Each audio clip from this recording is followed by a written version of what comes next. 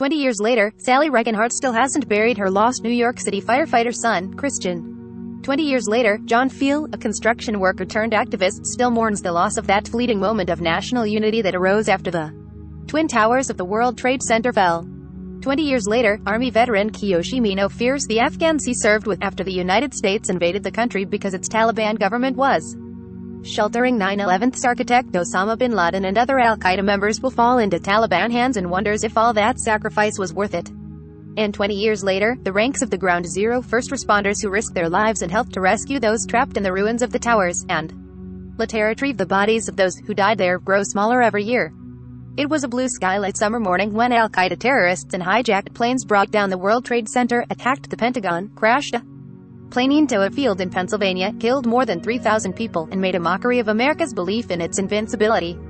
And 2 decades later, the nation, still in the grips of the deadly COVID-19 pandemic and stunned by the chaotic end of the Afghanistan war, continues to grapple with the aftermath of that day. What do you write about 9/11 20 years later? Asked Fiel, a demolition supervisor who lost part of a foot while toiling at Ground Zero and later teamed up with the comedian Jon Stewart to fight for compensation for the thousands of police officers, firefighters and others who are sickened from working on the Jon Stewart hugs 9/11 first responder John Fiel with Senator Chuck Schumer, DNY, at a press conference after the Senate voted to renew the September 11th Victim Compensation Fund on July 23, 2019. Mark Wilson, Getty Images file. Right that we're deteriorating, right that more and more people who are down there are sick and dying, right that a delayed bomb filled with hate has exploded and it's ruining our country, he said. All the unity on that day, after all that amazing unity on September 12, 2001, when we were all Americans united together, all that unity is gone. Cracks in unity. Michael J. Allen, a professor of American history at Northwestern University, agreed that America is not the country it was when the Twin Towers fell. The United States is a far less confident and optimistic nation now than it was in September 2001, which marked the end of a decade of technology-fueled economic growth, foreign policy dominance and presidential centrism, he said. But it is also a more diverse nation with a more clear-eyed sense of the serious challenges Americans face and a more realistic sense of the dangers and limits of American power. How did we fall apart after the most shocking attack on the U.S. since Pearl Harbor? The first cracks in the post-9/11 unity came when the administration of then-President George W. Bush used the terrorist attacks as an excuse to attack Iraq, which had no role in them, historians said. At the same time, millions of Muslim Americans found themselves branded terrorists by bigots and were forced to defend their religion because of bin Laden's.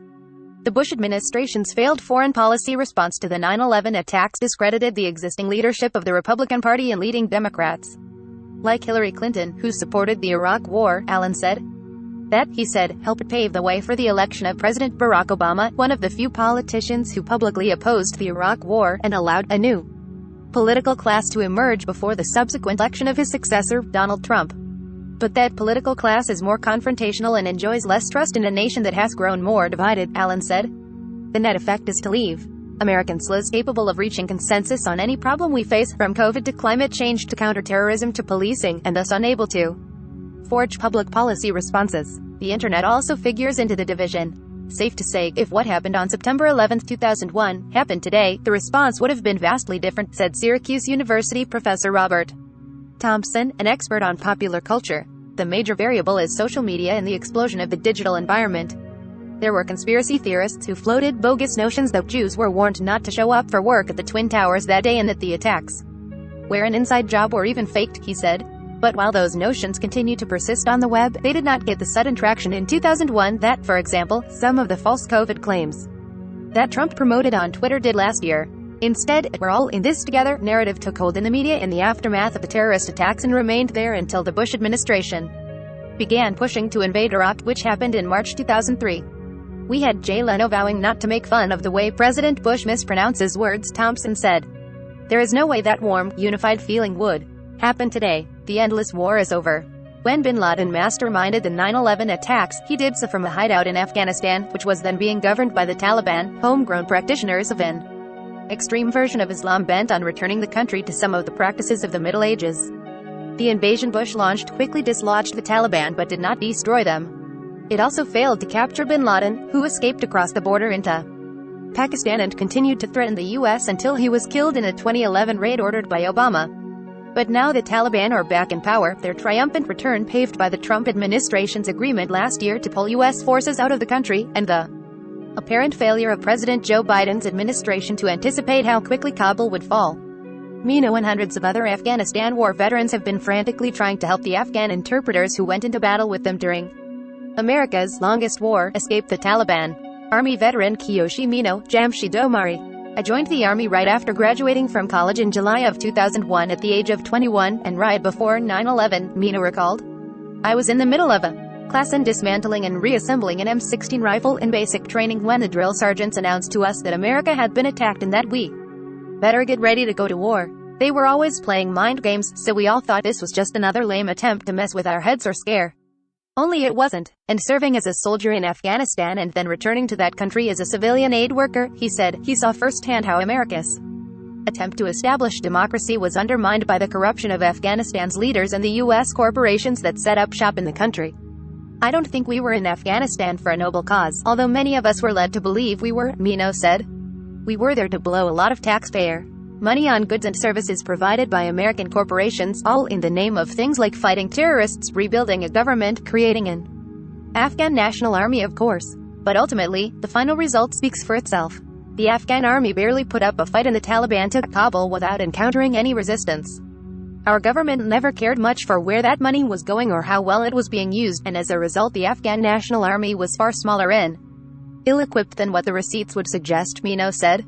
Monica Aiken Murphy, whose husband Michael Aiken died on 9/11, holds a photo from their wedding day in 2000, on September 1, 2016 in New York. Jennifer Weiss, NBC.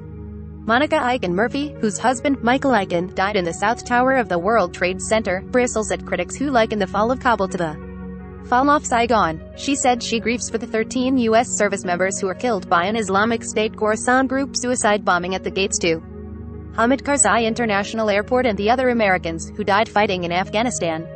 I hope our service members will not feel that their service was in vain, she said. We'll be forever grateful to them for fighting for our loved ones on. Now a maker of podcasts, she said it was a recent conversation with former Secretary of State and presidential candidate Hillary Clinton that made her reconsider America's longest war. She pointed out something that we should all remember, namely that during all that time there was not another 9/11 attack on U.S. soil, Aiken Murphy said. And be having our forces there, the Navy SEALs were able to take out you-know-who. To this day, she refuses to refer to bin Laden by name. Unidentified remains, no closure. Regenhard said, the unfinished business of 9/11 is the fact that over 1,100 people remain missing and unidentified. The planes that plowed into the North Tower and the South Tower in Lower Manhattan reduced them to rubble, and the remains of the scores of people who did not escape were mixed in with it. I have had no closure, and neither have 40% of the families who lost their loved ones on 9/11, she said. Sally Regenhard, mother of firefighter Christian Regenhard, a victim of the September 11, 2001 attack, and other victims' family members protest the decision by city officials to keep unidentified human remains of the 9/11 victims at the 9/11 Museum at the World Trade Center site on May 10, 2014 in New York. Andrew Burton, Getty Images file. What's worse, she said, some of those still unidentified remains are being stored in the bowels of the 9/11 memorial. Refused repeated demands by many victims' relatives that they be brought to the surface and placed in a tomb of the unknown. The human remains have become a lure to come into the museum and pay the $26 entrance fee, said civil rights attorney Norman Siegel, who has been helping these 9/11's families. It's very distasteful. Museum spokesman Lee S. Cochran said 9/11 family members are never charged to visit the remains, which are in a repository that, while accessed through the museum, is not part of the museum. It is a separate space operated and maintained entirely by the City of New York Office of Chief Medical Examiner, he said in an email. The desire to have a tomb of the unknown above ground has been rejected multiple times by the OCME, whose staff continues to use increasingly precise forensic analysis to try to make positive identifications and return remains to families. The after effects continue to be felt by those who stepped up and helped to clear the rubble of the downed towers. More than half of the 105,000 people enrolled in the WTC health program have developed 9/11's related illnesses, the City News organization reported. I talk to dying and sick members every day, but there's not that many left, said Tom Frey, 56, a former New York City police detective who was diagnosed with Hodgkin lymphoma linked to the time he spent at the World Trade Center site and the Staten Island landfill after the 9/11 attacks, and now needs oxygen around the clock to stay alive. It's like we've been forgotten. But when the bell rang, we did what we had to do. But for all of those still feeling the raw wounds, there are millions of Americans alive today for whom 9/11 is something they first encountered in history. Oren Parsa, the 14-year-old founder of the Teens for Vaccines advocacy group, said his generation has no memory of Rudy Giuliani being lauded as America's mayor for his leadership in New York City after the attack. Oren Parsa, founder of Teens for Vaccines, participates in the White House Back-to-School Week of Action kickoff with Dr. Fauci and Second Gentleman, Mr. Douglas Emhoff, on August 12, 2021, the White House, via YouTube. His generation can't imagine that the U.S. Capitol, the site of the January 6th riot by angry Trump supporters bent on overturning Biden's election victory, was elsewhere. Republican and Democratic lawmakers stood together on the steps and sang, "God Bless America," after 9/11, Parsa said, citing another global event. "Thought has taken precedence. The COVID-19 pandemic," he said, "absolutely is and continues to be our generation's 9/11.